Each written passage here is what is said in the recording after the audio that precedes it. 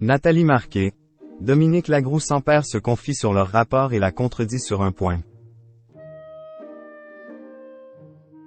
Dans un entretien accordé au magazine Ici Paris, Dominique Lagroux-Sampère s'est confié sur ses rapports avec Jean-Pierre Pernaut. Puis par extension avec l'épouse de ce dernier, Nathalie Marquet, qui n'a pas caché avoir été jalouse d'elle.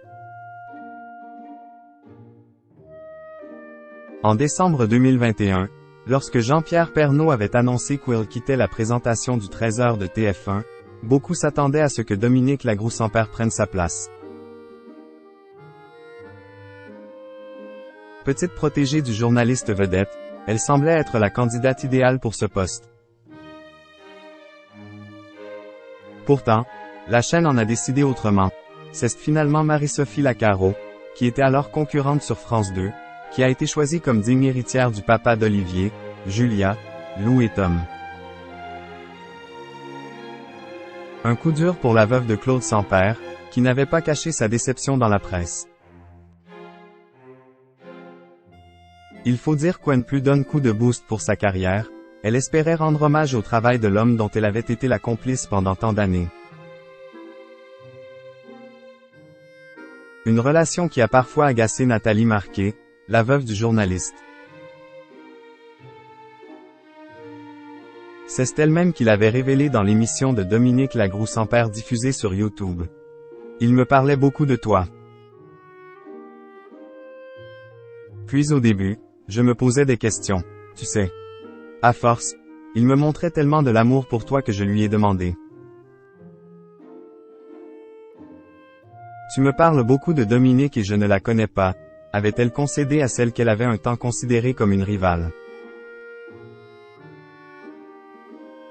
Dominique Lagroux-Sampère jalouse de Marie-Sophie Lacaro? Dominique Lagroux-Sampère ne voit cependant pas les choses de la même manière. Malgré ce qu'a déclaré Nathalie Marquet, elle n'a jamais ressenti une once de jalousie de la part de l'ancienne Miss France. Et pour cause.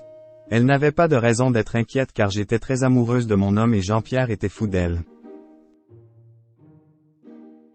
Elle a vu naître notre belle complicité et notre grande amitié.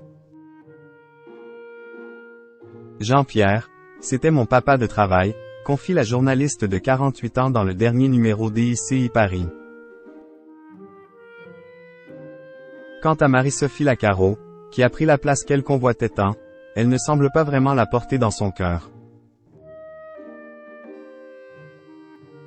Lorsque les journalistes lui demandent s'il lui arrive de regarder le JT de cette dernière, elle répond laconiquement « Non ».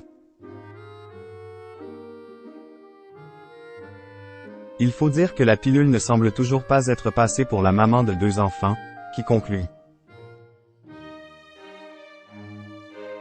J'aurais adoré, NDLR, prendre la succession de Jean-Pierre Pernaut, mais la chaîne a fait un autre choix. Une désillusion dont elle n'est pas près de se remettre.